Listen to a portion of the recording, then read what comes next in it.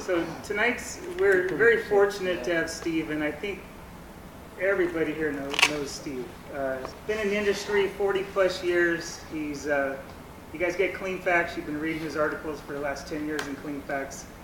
He's been an instructor for many, many years, senior carpet inspector.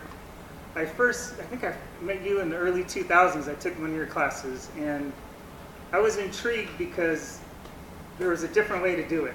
You didn't have to be a bottom feeder. You didn't have to do rooms for $10 a room. There are people out there that are willing to pay for quality, and I got that initially from you, that there's two roads to go, and you can go that road or you can go the road that Steve talked about, and that's what I chose to do. And so I encourage you guys to have an open mind and listen to Steve's presentation, because there's a lot of good information here, you guys. So I think we'll get started, huh? All right. All right. Thank you very much. Thank you.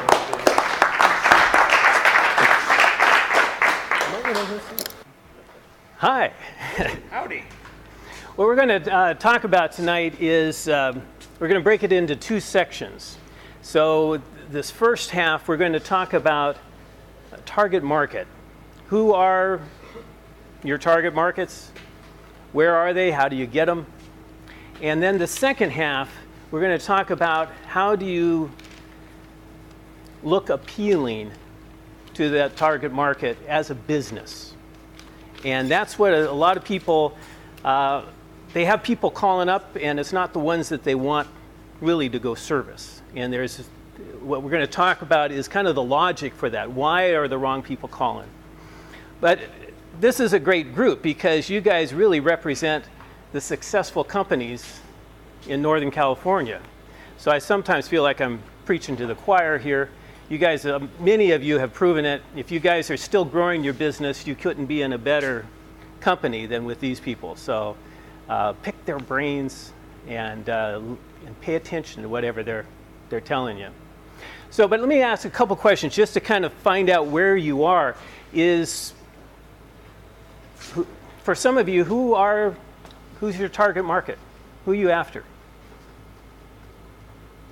People with a lot of money. People with a lot of money. That's a good start. All right. Professional people. Which one? Professional people. Professionals. Okay. Why professionals?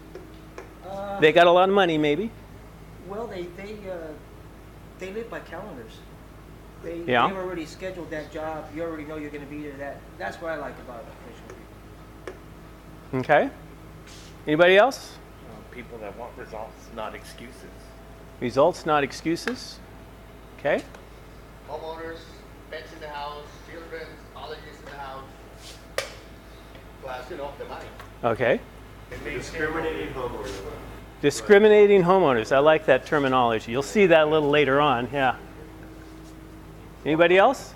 I like So the part ones that repeat. that repeat. Yeah, sooner than every 5 years. Okay, that's I like that. That's good. Yeah. That's good. Why do you like the upscale homes, the professionals? What is it that makes you want to say that versus somebody who is in an average house? People in those, they like their stuff taken care of, they're willing to pay for it. They're willing to pay for it, so they have money, all right? Is there anyone here who's still building their clientele, not fully booked up? Always. Not always. Okay. Because can you just start off with the high-end residential? No. So if you're just starting in business, because again, you guys should know this, high-end residential, do they open up their Valpak and go, oh, yeah, carpet cleaner, yeah, call him. Is that what they do? I have not seen that. No. I have not seen that either. No. So how do they get their service providers? Word of mouth. Referrals. Yes. Referrals from whom? Word of mouth from Friends.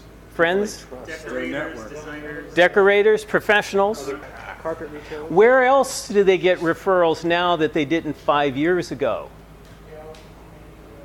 That's it, the social review sites. That has become, it is easier for me now to find many services by going to Yelp or Angie's List than trying to call my friends to say who's a good one, because in a matter of minutes, I can find out who is the best rated, at least enough to give me a thought that might be somebody I want to talk to. So the social review sites, which primarily are Yelp, Angie's List made a change this year. They used to be able to go in there and see everybody's reviews. Now you got to work to see them. Unless you're paying them money, it's going to be hard to find your own site, your own page in there. So it's no longer, it's becoming, shifting into what I would call a lead generating business opportunity versus a review site. Yelp is still a review site. Lead generating would be like eLocal or The Porch or Home Advisor, maybe. Home Advisor. Yes, that was the one I was trying to think of. Thumbtack would be another one. So there's a lot of these that you pay the money and they give you a lead along with 3 other people who are now going to compete for it. When you do that, what happens to the price? Yeah. And then so quality companies can't be there, so it ends up being a pretty low level quality that you're going to get. And I think the consumers are now starting to pick up on that. So I still bank on Yelp. I think Yelp has the best future, but because they still have kind of across the board reviews available, anybody can see, and you do not have to pay them money at this time. I believe that savvy Yelpers are not price shoppers. I think you can have some very wealthy people, and what we're going to talk about in the second half is how to appeal to the people that are willing to pay for quality. And we actually want to discourage people who are looking for a low price, because what you don't want is somebody to come on, and if I can use Bill as an example here, is we had a problem. Somebody would come onto his site, call them up and say, how much is it? And then you'd tell them their price, and they'd go, oh, that's horrible, and would write a bad review because you charge far more than that person thought the service was worth. So you want to make it really clear who it is that we're looking for and who we don't want. What's that? You can't stop that though, right? I will show you how. That's where we're going to head with this thing. So everybody has a target market. Some of the target market is geographical. If you don't want to go do work for somebody who is in San Diego, do you? Yeah, you're after a certain geographical area that you're willing to travel. So that also goes into your target market. Then you might say, I want to focus in on commercial work, maybe water damage. These start to put you into certain areas, and how you would market for that would be different from somebody who went in a different direction. But what I'm going to talk about tonight, just to keep it a little bit simpler, is I will keep it into the residential cleaning, and we're going to talk about both what kind of a midway is and what more of a high-end marketing approach would be, and how those two are different. But if somebody is starting out in business, they have to start out at the mid-range price to build up a clientele so that they have somebody on which they can get referrals and repeat. Somebody who's new has no repeat or referrals, so the only way you're going to really fill up your schedule is by doing advertising or be pretty good at networking.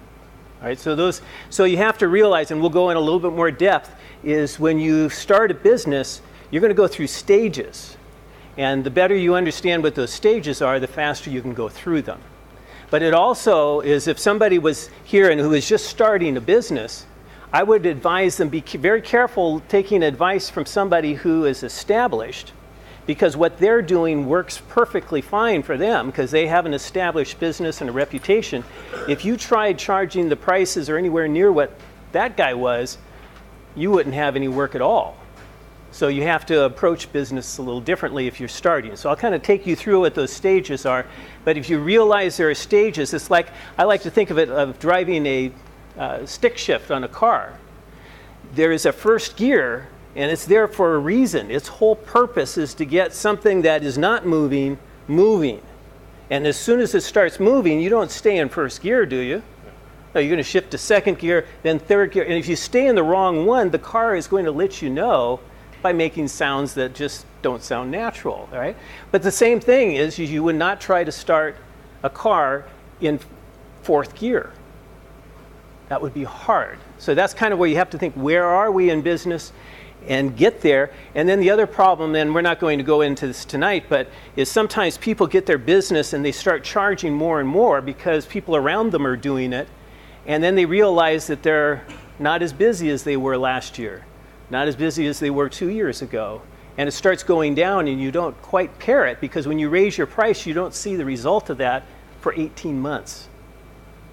So it's kind of a slow thing, and then people realize, no, they shifted into the too high of a gear too soon.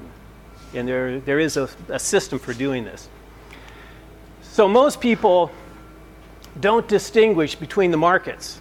I've hear a lot of people who are new in the business say, my client is anybody who has a dirty carpet. All right? Hear that all the time. They soon learn that that doesn't work so well. They don't distinguish there. So do you attract the wrong customers? And this is a way that you would know that something about your marketing isn't working well if you have a business that's established. Is they start asking questions when they call on the phone, and they ask, how much do you charge? If that's a common question. Now, a lot of times people will ask that question because they don't know what else to ask. That's just to kind of break the ice and get the conversation going. But if price is their number one concern, how many of you are looking for people who are looking for the lower price? Raise your hands. Yeah. Anybody? Who's looking for a mid-range or below priced consumer? Now, there's nothing wrong with that, because that's what you need when you're starting out, to build that base, to fill their schedule. But you want to then have a plan of how we're going to get out of that, and I'm going to show you the numbers of why that is so important. All right, so if they're calling up and you just hear way too much, the emphasis is on price, and as soon as you see your price, if they hang up, write you a bad review, you go, that's kind of the wrong person. And then how soon can you get here? What's that an indicator of? What's that? Urgency. Urgency, absolutely. So who are urgent? People that never call you again. Yeah, they don't call again. It's the people who don't have carpets cleaned on a regular basis. They have no problem waiting 7, 14 years. And then they call up and say, how soon can you get here? There's an event. Why is that? There's an event coming There's an up. event. An event. The mother-in-law is coming. All right? Now, yeah, their feet do stick to the carpets a little bit, and that was fine for all these years, but now mom is not going to like this. They're going to see the little grandchild sticking to the carpet, and that's not good. So, got to get a carpet cleaner, and they're in a hurry, because do they plan ahead for this? No. So it is like, how soon can you get there? And how you market, if you're trying to get that type of consumer, is you want to focus your attention on, I can help you out. Matter of fact, same-day service. That would be a big headline if you want to have that kind of a consumer. Do you enjoy cleaning trashed out carpet? Now, I've taught a lot of carpet cleaning classes, and I hear people come and they'll show me this picture of the before and after, and I go, you even tried to save that thing? And sometimes it's amazing what they do, but they wow, I'm good. You know, they're proud of that. And they should be, because that really, they did perform a miracle. That wasn't how I like to spend my day. So if you're having a lot of trashed out carpets, are they having them maintained and cleaned on a regular basis? No. So that's, again, they waited way too long. And then, has your business stopped growing?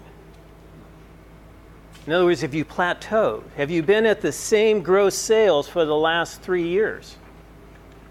Then there's probably something wrong with your marketing. Maybe you've jumped up to a gear that's too high and it's at a bad place. If you're not having steady growth, that's not a good sign. So there are 3 categories of consumers. Now, I'm not sure, how many of you guys have heard this since I've, talked to you guys for hours and hours, these that have been my clients. But it's good to, I'm going to give you some background information that I think a lot of you maybe have never heard or thought about. And the more you know about the consumers out there, it will be easier for you to communicate with them if you understand who's who, where are they. All right? So there's a major group of consumers who will never in their life call a professional carpet cleaner. Does anybody know what percentage of the population here? 85. 85? No? No? Cool, now that's changed. What is it? 60%. And that has been consistent for 30 years. Now, I want to explain this because that seems like an incredibly high number, but some of those people don't own the place. And the carpets will be cleaned when they move out. So that becomes under a management company who's going to take that responsibility. Or it could be a person who does it themselves. All right? Or they may not have carpet at all, which is a growing amount. I was talking to one person up on North Bay, and he says, yeah, it's a very successful business. He says his carpet cleaning, his wall-to-wall carpet cleaning is under 10% of his over. And I say, you doing restoration? And he says, no, it's doing draperies, it's doing rugs, it's doing a lot of upholstery. But nobody has, and I don't think they do hard surfaces. But he's in a nice area, so that's kind of where it's going. So that seems strangely high, but that really is pretty accurate. So the people I found, used to find somebody who cleans these trashed out carpets, they will say, oh, I did such an impressive job, and they said, that's the best they've ever looked. I'm going to call you back next year. Put me on your reminder cards. When do they call again? 7 or 8 years. Yeah, they would, straight whatever it was before. They're creatures of habit. They're going to fall into a routine, and they do it all the time.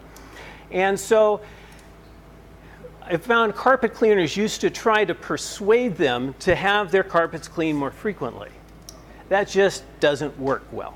What you want to do is realize how often do these people have their carpets cleaned, and whatever they give you as an answer. And the way I did it, that's one of the first questions I asked over the phone. First one generally is, how did you hear about me? And then pretty much the next one is, how long has it been since your carpets were cleaned last? And whatever they tell you at that point, unless they said they replaced the carpets in the last couple of years, that's going to give you the framework about how often they're going to have them cleaned. And then that starts to tell you how to approach them. If it's been over 5 years, you know you have a shopper type situation. So what percentage goes to people who are only going to have their carpets cleaned somewhere between 1 to 9 times during their entire life? 25? 15? Any other numbers? 35. There we go. We got 30% fall into that category as a shopper. Because do these people, because that means they're having their carpets cleaned less than every 3 years. And some of these people are having them cleaned every 40 years. So somewhere in between there. All right? So they're going to be that event motivated. Something caused them to suddenly say, oh, my carpets are dirty. And so that's the event motivated. So the final one, do the math, what's left? That's 10%. What we want are those 10%.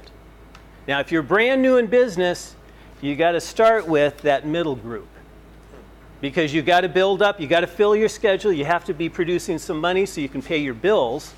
And once you get a base, then I found that I got a lot of quality customers from referrals from shoppers. Because shoppers know people who take care of their place and have money. And if you do a good, impressive job, they'll say, oh, I found a great carpet cleaner. And those people are going to be very interested in hearing it. So you're going to get your referrals from that middle group because they talk to more people than just their own there. So, but you got to build that if you're brand new in business. Okay, we're going to look at what I think is the most important characteristic to look for in building your clientele and saying what makes a difference. Who should I be going for? A lot of people say money.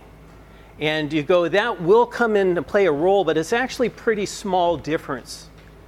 So if you say you can charge somebody, let's say 35 cents per square foot versus 25 cents per square foot, you're going to make more money per hour generally, and that's, let's say, cleanable space, if you go for the higher amount, right? But that's nowhere near what I'm going to show you is the big difference. And I think everybody needs to know what this difference is, because it makes all the difference in the world of whether or not your business is going to succeed. All right, so we're going to weigh out the difference between these two groups that we were just talking about. So the first one are the shoppers, and they're the people who have their carpets during their entire lifetime will have it cleaned less than 10 times, 9 times or less. Compared to clients who have that done 10 or more times. So at least, so for somebody, a client, that means they're having their carpets cleaned at least every 3 years. Now I had clients that did it every 3 months. So it's kind of somewhere in between there. But you're going to have a repeating one, because if you're done frequently, do you think they want to find a new service provider every time they have their carpets cleaned? No, they're going to find one that they can just call, and that becomes their regular person until that service provider gives them a reason to not call them again. Okay, so the first group is what I call shoppers. The second group is what I call exclusive. I call them exclusive because these people know who they're going to call. So they are not like open to advertising. So they're either getting a referral from somebody, or they're using the company they used the last time, but that's who we're going to qualify here. So we're going to look at 2 identical jobs. And so we're going to say that they're a $200 job. And we're going to compare the difference to find out which one is more profitable. Well, I think you know which one, but let's look at the numbers. So if you are dependent on advertising, you're many times going to provide a discount, an incentive for some reason for the customer to give you a try if they see your ad, right? So we're going to assume for the customers that you're going to be giving them 20% off. So that would be subtracting $40 from that job, right? As your 20% off discount, or if you do rooms or whatever it is. But generally, that's a pretty common incentive to get somebody to respond to an ad. But do you have to discount if you have clients? So repeat or referrals, you normally are not giving away a discount, all right? So we're not going to have them, so that ends up that still the $200 is coming into the business, nothing has been taken out, compared to $160 if you had to give them a discount, all right? But now you had to get that customer in the first place, so is it going to cost you anything? So we're going to assume that you're getting a return of 2 to 1 for your advertising dollars. For every dollar you spend, you get $2 back in work. It's kind of a low end, but when you're just getting started, that's a very realistic one, and you should take it. And so if you were to do that, that would mean that he'd have to pay out $80 for the advertising. All right? Do you have to pay for advertising for a repeat or a referral client? Generally not. So let's look at that. And the cost of business is going to be the same as 30%, assuming that you had a gross income of $100,000. So that would be $60 that you would be subtracting from it. So what's the take home after doing 2 of exactly the same things, same jobs, for $200? The first one is $20. So you had to drive out there, work an hour and a half maybe to do it, and drive to your next job, and you get to make how much? $20. The other one is $140. I like that number a little bit more. All right, so we look at it, but most people haven't done the math. A job is a job. They don't think about, is it a repeat or is it a advertised customer? So what they look at it's just numbers. They lump them all together and they never separate them out, and they keep doing the same thing, and realize they're only making $4 an hour for their labor. Not good. But when you look at it, there is a big difference. It's 7 times more profitable for doing exactly the same job if that was a repeat client versus an advertised one. That makes sense? Everybody realize how big that difference is? Okay. Who advertises here? Does anybody advertise? Time to time. If your business is not fully booked, you should be, because that's the only way you're going to get it there. If you're waiting for that phone to ring, good luck. Good luck. What's that? Unless you're really big networking. Networking would be the way you try to solve it. Yeah, but you have to be, there aren't too many people who can do that. It takes a special skill, and it can be done, but not very often.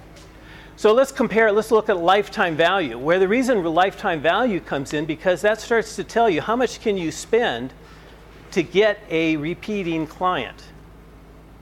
Now, we were talking before the meeting over the pizza there, and I was telling about, I have one of my former clients who's selling his business up in Seattle. Does anybody like Seattle? And he does about $250,000 a year as a one-man operation. Should have two, but that's what he's doing. So his net is like almost 220 as a one-man operation.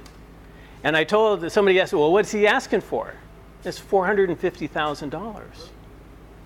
So double what he... It's really what his clientele is, because you average out that your clientele repeats as an average of every 2 years. It would be 2 years worth of your clientele. So essentially, you clean those carpets one time for free. And it would be how, but that's worth it. But he's charging 99 cents plus per square foot cleanable space. Not cleanable, wall to wall. Wow.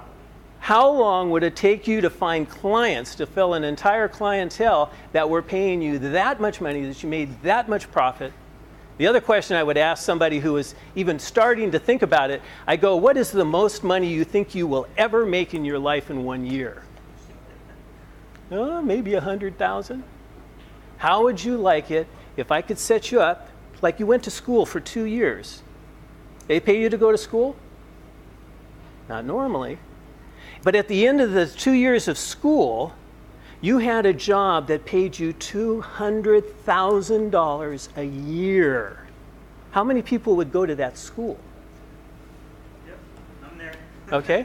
So anybody who wants to move up to Seattle, that's exactly how we would do it. All right? But anyway, let's look at the lifetime value. What's that? What's that? I knew it was coming. So we're going to look at the lifetime value. So we're going to assume that over time, you'll be able to raise your rates by 25% as an average. I hope that's, I tried to put as reasonable numbers in here as I could. But if you have a customer that's only one-time customer, are you able to raise your rates for that one-time customer? No. So there's nothing there. But if you raise your rates by 25%, that would take that $200 job and make it a $250 job. So we're now going to do the math off of that new figure. All right, so $60 for the expenses for doing it. The customer didn't have anybody at that time. Do the math. It's $190. We're going to keep working on this thing here. What's the value? Does a one-time customer repeat? No. How about a client? Okay, so is now his average here after the expenses are gone is $190. And so we're going to say, let's just say they repeat every 3 years for the life of it. So then we'd say times 10, that would be $1,900 for that customer who repeats 10 times. All right? That makes sense? Barry? My math right? That's good. Okay. And then you go, you're going to sell the client. All right? How much can you sell a one-time customer for? Nothing. Well, there's people out there who will buy businesses and they don't realize that every client came in from a Valpak coupon and will never repeat. So, but that's their problem. A client, and we're talking just a mid-range, solid repeating client at a mid-range price, you should be able to sell that client for about $150 is what their value would be. All right? So I'd have to, that's a whole another thing. I won't go into that. But that's a fair value for it. So the lifetime value of the one-time customer was $20. And the lifetime value of the repeating client is $2,050. So you compare those two and you go, that is 100 times more to get a lifetime, a repeating client. So when you're looking at how much do I spend for advertising, if it's for a one-time customer, you cannot spend very much. But if you have a plan that you can get referrals from it, you can get some of those people who are available to call back and build the clientele, then they are extremely valuable. And that's how most of you who are doing well did it, is you had people who stayed with you and repeated, and that's why you guys are making a lot of money. So here's the next question, is are you guys your own target market? No. Who here is their target market? Oh, honesty, I love this, because this would be the questions. Do you, well, answer, raise of hands. How many people hire a gardener to take care of your lawn and yard? Oh, is that great? Really? Don't have time anymore. Way to go. Because that's a good use of time. He can make $100 an hour out there cleaning a carpet. Let's let somebody come mow the lawn, especially if you don't like it. Yeah. Do you pay a company to wash your home windows? How many people do that? Okay. Couple? All right. Do you pay to have your car detailed? Your kind of lifestyle. That a way to go, Jim. And then the other one is, would you pay your rates to pay somebody to come and clean your carpets? Okay, so you're not your clientele. So everybody agreed to that.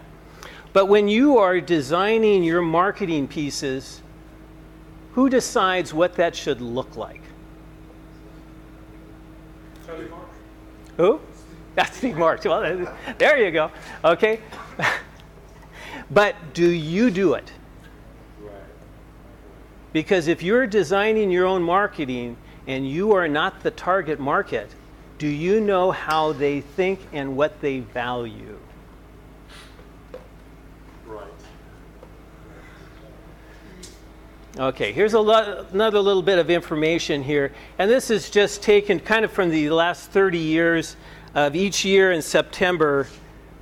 It's October, actually. CleanFacts magazine has a benchmark survey that they do. And we get a lot of these numbers, but these are also very similar to all house home service companies. But what we found is for every 20 homes done, cleaned each year, 17 of those is one of those repeat referral clients, and only 3 are shoppers. Okay, now if you think about the numbers I showed you earlier, what was that percentage of the population that had their carpets cleaned between 1 to 9 times during their life? 30%. Well, how can this be like that different? Because if you only have your carpets cleaned 2 times a year, how often are you going to show up to be counted for having your carpets cleaned? And also what gets included in here is those repeat referrals. They're companies that they had working for them last year. Either they're not happy with them or those businesses went out of business, and those people are thrown out into the market and now have to be looking for somebody to replace it. So if you're really thinking about it, is only 10% of the population we're looking for a target, but that 10% makes up 85% of the money made every year. So we want to focus attention on, can we get those people? Hey, Steve. Yeah. What was that last statement before you went on to that? You were talking about the value. You were kind of asking a question about the values that the higher end clients have. Are you going to get to that in a minute? We're going to talk about how they think. Yeah. Okay. Perfect. Because you want to know, for those of you who have been my clients, is how I designed the ads is because I figured out what it was that they wanted. And once you figure out what it is, you should be able to design your own ads. But if you're thinking just like, well, what would be valuable to me? And most people, once your prices get over, who was that? I think it was Ken, came to my house to clean my carpets one time. And the neighbors said, Steve, or they were talking to my wife, and they go, Sue, you had a different company. That was Bob Kong. I forget which one it was. But you had a different company coming to clean your carpets. And so my wife says, well, we can't afford Steve. So it's kind of like, yeah, okay. Anyway, once you understand what those people want, then you design everything so it looks appropriate and it appeals to them, because otherwise what's happening to the poor consumers is they're looking out there and all they see are budget companies, and they want to pay more if they can get a good value for it. So we will cover that. Where do consumers look for their services? 50% already know, again, this is directly from the benchmark survey from CleanFacts, 50% already know who they're going to use because they're going to use the same company that they used last time. Now, those people are not necessarily loyal to that company, but they've had enough bad experiences until they hear a real good referral from somebody. They're going to stay with the lesser known evil than go out into the market looking for another company. But 50% already know who they're going to use. 25% are going to seek out a referral from a friend, professional, from a social review site. And that leaves 25% who will turn to some form of advertising. So that means there's still some good people looking at ads. So if you can design one well, you might snag them if you realize you do need to look different than the rest of the people. All right, so 25% will look to advertising. And what we're looking to do is once you get clients, the goal, because of those numbers I just showed you, of 100 times difference, we want to focus in on repeat and referrals. And the way you do that is to stay in touch with the customers you have. If you do not stay in touch, if you stop sending out your newsletters and your reminder cards, your business will start to go down. Here are those stages that a business must go through, like shifting the gears on a car. The first one is fill your schedule. And you're going to use advertising to do this. Now, there's only about 20 to 30 familiar sources for every home service industry for advertising. That's all. So what you should do, if somebody was a brand new business, we're going to say, what do we need to get from a return on investment for our advertising? And it should fall somewhere between 1.5 to 2, that number, to 1. So in other words, if it's 1.5 to 1, that means you pay $1 in advertising, you get $1.50 worth of work. For a startup business, that is the bottom line that you can accept. If you can get that, you accept it until you can do better than that. And what you're going to do is you're going to brainstorm and say, what are all the sources of advertising that I can do? And you're going to do about 3 or 4 at a time, and you're going to test them. The nice thing is, in this day, a lot of our advertising is digital as opposed to print. So you can get the results of an ad in a matter of days. So if you wanted to find out, will pay per click pay off for me? Can I get my 1.5 to 1 return for pay per click? You only have to run that ad for 2 days. And you put a dollar amount on it, you hit it or don't hit it, because it doesn't matter. It's electronics. People are seeing it in the instant and it's gone. So there's no lingering power like print advertising has. So anything that's digital, you can determine in a matter of days or in a very short period of time, is that worth you pursuing? And it's a mathematical thing. Did I get my 1.5 to 1 return? If you do, you keep doing it until you fill up and find something better to replace it with. Does that make sense? That's pretty heavy if you stop and think about it. But that's, so what you do 4 at a time until, so they're all coming. What people do in the old days, you used to get in business in April. And Yellow Pages ran their ads in the fall. And so I'm going to struggle, but I'm going to get in the yellow pages. And then so you apply for it in the fall, but the book doesn't come out until February. So now we're almost waited a year, and then you find out that it's a horrible return. And meanwhile, every month you had to make your payment, you had to pay for your rent, you had to eat, you had to feed the kids. All these expenses, it's all time, got gobbled up. And businesses go out of business. And the next one comes in, and it's this rotation because they don't know how to do it quickly. So if you're starting a business, you say, I'm going to do 4, you get them up, you measure them, which ones worked, you keep those going, you throw the other way, you go to the next 4. Test those, and you should be fully booked within 2 months' time. And then it's a matter of grooming it, saying, what do I need to shift into? The next thing you want to shift into is eliminating the advertising. So you have to wean yourself off of needing advertising. So now you have to start getting referrals. And after a few months, some of those people will start to repeat. You might have somebody who repeats regularly. Yeah, we got a good one. Let's keep that person. But they'll start referring you, and then you start not needing advertising as much.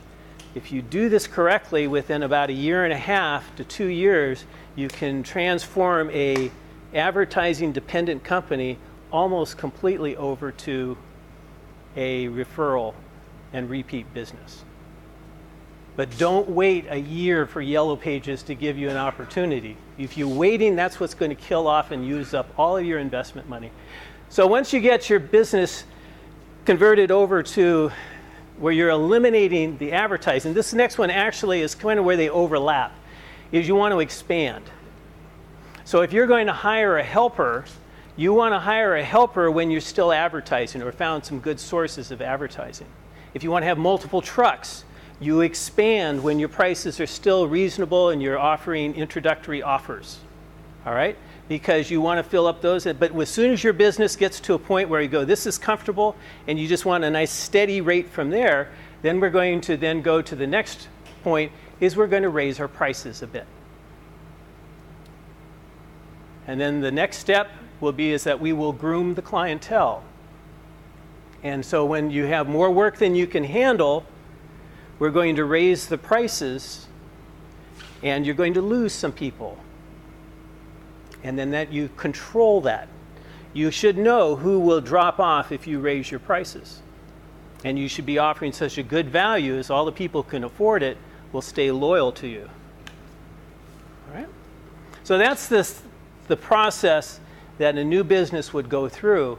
If you jump the gun and you raise your prices before you're fully booked, you have just sealed your fate.